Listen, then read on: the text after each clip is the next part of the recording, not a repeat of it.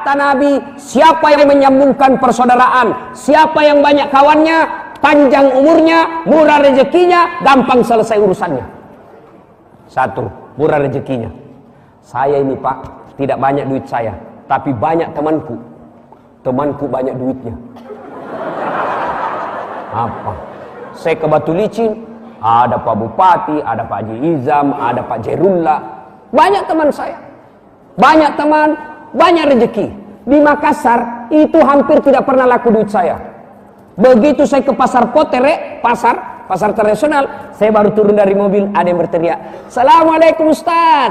Dalam hatiku, aman dan terkendali. Aman lagi nih. Ada isi ikan, telur, sayur. Saya bilang, "Berapa Pak Haji?" "Nggak usah Ustaz." "Ah, nggak enak, masih pagi-pagi." "Nggak usah, ikhlas Ustaz, wallahi ikhlas." Dalam hatiku, memang itu yang kutunggu. Ayo, banyak teman, murah rezeki. Bapak-bapak di sini nih, berdoa siang malam di masjid, sholat tahajud tiap hari. Ya Allah, bukakan pintu rezeki saya. Tapi tidak mungkin itu duit keluar dari langit-langit rumah atau keluar dari teras masjid. Tidak mungkin. Tapi rezeki dari mana? Dari tangan sesama manusia. Maknanya, makin banyak teman, makin banyak tangan yang antar itu duit. Dua, orang yang banyak temannya, gampang selesai masalahnya. Saya pergi ke kantor kecamatan, baru saya parkir mobil, CCTV sudah lihat mobil saya, keluar Pak Camat. "Assalamualaikum Pak Ustaz." "Waalaikumsalam. Mana kabar Ustaz?" "Alhamdulillah baik-baik." "Ada apa ini Ustaz?" "Saya mau ngurus KTP Pak Camat." Dipanggil stafnya, "Uruskan cepat KTP-nya Pak Ustaz." "Hah? Jangan kau minta-minta uang, ha? Dosa kau kalau uang Ustaz kau makan." Selesai urusan. Lalu apa kata Pak Camat? "Pak Ustadz, foto, pulang. Nanti staf saya bawa ke rumah." Selesai urusan. Banyak teman, gampang selesai urusan. Yang ketiga, banyak teman, panjang umur. Apa panjang umur 90 tahun, 100 tahun, 150 tahun? Bukan itu. Panjang umur maknanya, meskipun sudah jadi arwah, meskipun sudah dikubur, tapi karena banyak temannya yang senangi, masih orang doakan. Itulah yang disebut panjang umur. Kalau cuma satu teman, meninggal teman kita, tidak ada lagi yang doakan. Ya, banyak teman, panjang umurnya. Yang keempat, banyak teman, gampang menang pilkada. Kalau kada ada teman, siapa yang mencoblos? Ya. Nah, sekarang yang keempat, kalau sudah terlanjur bermusuhan Ustaz, sudah terlanjur kita baku mombe ini di kantor, macam mana cara menyelesaikannya Ustaz? Satu, sedekah. Ibu punya salah sama saya, menyakiti perasaan saya, lalu ibu telepon, "Ustaz, berapa nomor rekening pian?" Langsung saya bilang, "Saya maafkan dosa-dosanya ibu, segeralah transfer ibu." Berarti sedekah itu obat efektif menyambungkan persaudaraan. Dan demi Allah, tidak ada orang bangkrut gara-gara sedekah. Dan demi Allah, orang yang rajin sedekah, panjang umurnya, tertolak dari bala bencana. Maka orang-orang dulu itu, orang-orang Bugis, kalau dia mau kasih turun perahunya, dia tolak bala. Kalau dia mau buka warung, tolak bala. Kalau dia mau naik rumah baru, tolak bala. Tolak balanya apa? Dia undang guru, dia kasih makan. Kenapa? Dulu belum kenal honor amplop. Maka undangannya adalah dikasih makan. Tolak bala. Maka ibu-ibu, kalau ada suaminya mulai lain-lain pikirannya, tolak bala. Dengan cara apa? Jangan curhat di Facebook. Jangan curhat di medsos. Tapi curhat di mana? Sholat tahajud minta pertolongan Allah. Sholat hajat minta pertolongan Allah. Lalu setelah itu, supaya cepat dikabulkan itu doanya, selengkapi dengan sedekah. Sholat hajat, "Ya Allah, Engkau yang menitipkan rasa cinta dalam hati suamiku. Akhir-akhir ini aku melihat dia lain-lain, ya Allah. Terima SMS dalam kamar mandi. Ya Allah, setiap dia keluar selalu pakai parfum. yang selama 30 tahun tidak pernah pakai parfum. Aku mencurigainya ya Allah. Tapi kadang mungkin saya bisa mengawasi seperti Satpol PP. Curhatkan doa boleh begitu, Bu. Doa boleh begitu. Ya Allah, lindungi suami saya. Ini ada duit saya 1 juta ya Allah. Saya sedekah ke panti asuhan. Mudah-mudahan satu sedekah 1 juta ini Allah tolak bala. Suamiku terhindar dari wanita jahat. Coba amalkan itu besok, Bu. Yang jadi masalah kalau suaminya juga bangun sholat tahajud.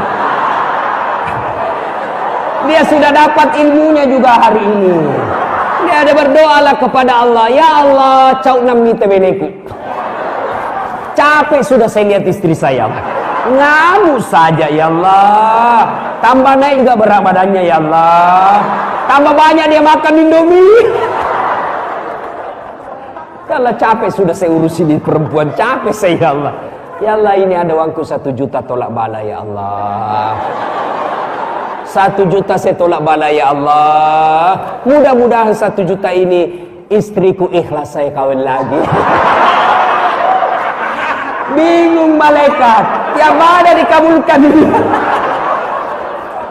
Ayo Bapak Ibu sekalian, sedekah.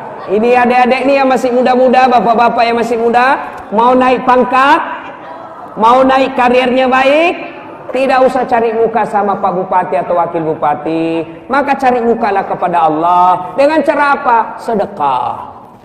Demi Allah Pak, tidak ada orang bangkrut gara-gara sedekah. Ada di sini asam urat, kolesterol, ginjal, lemak, maka obati dengan sedekah. Jangan cuma datang ke dokter. Dokter bukan dia menyembuhkan kita. Kalau dokter menyembuhkan kita, maka tidak ada dokter yang sakit.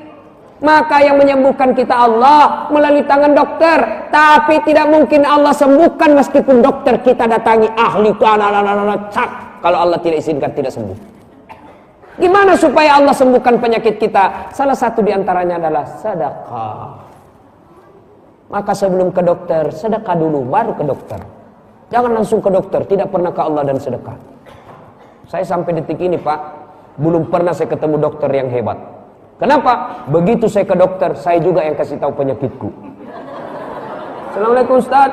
Waalaikumsalam Dok. Dia bilang Pak Dokter, mana kabar Ustaz? Agak sakit-sakit saya ini Ustaz. Maksudnya, saya mencer-mencer ini Dok. Kenapa bisa? Dalam hatiku, ya urusanmu, kenapa dokter?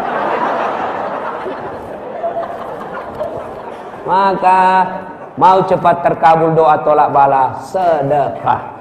Dan yang kedua, kalau sudah terlanjur putus persaudaraan, paling efektif setelah sedekah adalah bermaaf-maafan.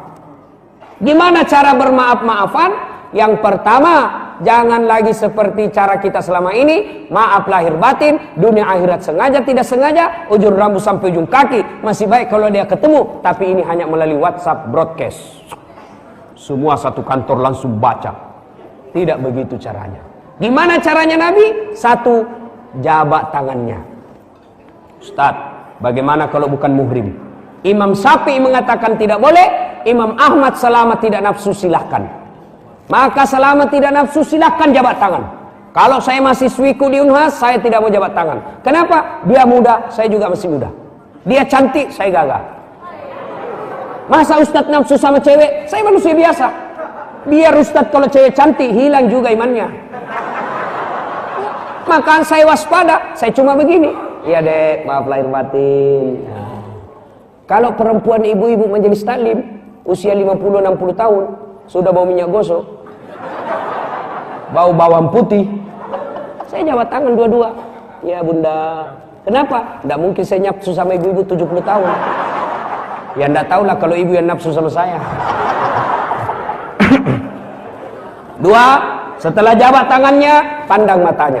Tolong para pejabat, kalau datang anak buah kita kasihan ke rumah, jabat tanganlah dengan sesempurna mungkin. Mereka sudah tinggalkan rumah, jauh-jauh kasihan naik speedboat, naik motor datang dengan anak istrinya, motornya pun motor cicilan. di jalan kempes bannya, datang ke rumah karena menghargai bupati dan pimpinannya. Jabat tangan kadangkala kita pimpinan jabat tangan sambil terima telepon. Oh ya, dari mana?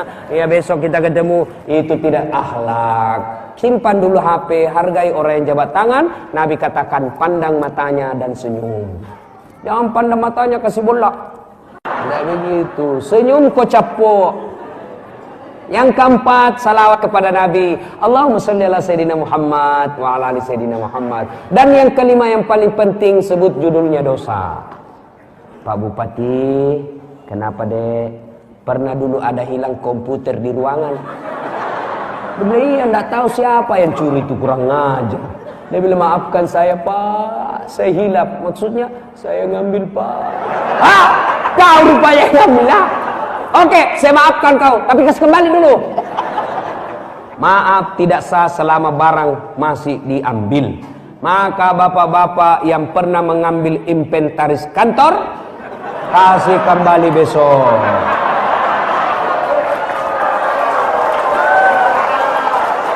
Ini biasa saya heran rumah dinas.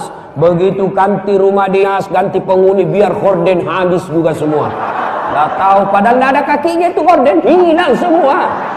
Piring pun hilang, padahal sudah ditulis inventaris pemerintah kabupaten kota baru.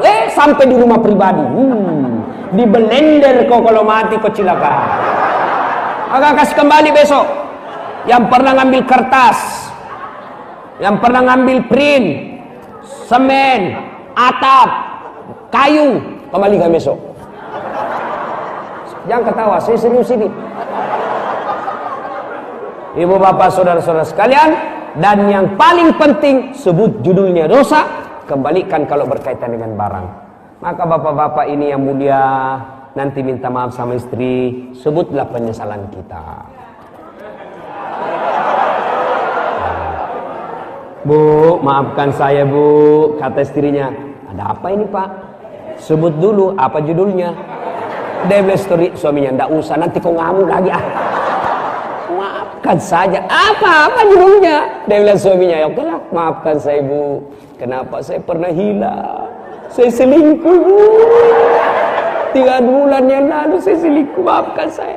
Dia bilang istrinya, saya maafkan pak. Memang begitu manusia biasa. Kadangkala kita hilaf, lain waktu kita beriman, lain waktu kita tersesat. Saya maafkan pak. Maafkan juga karena saya bulan lalu juga selingkuh.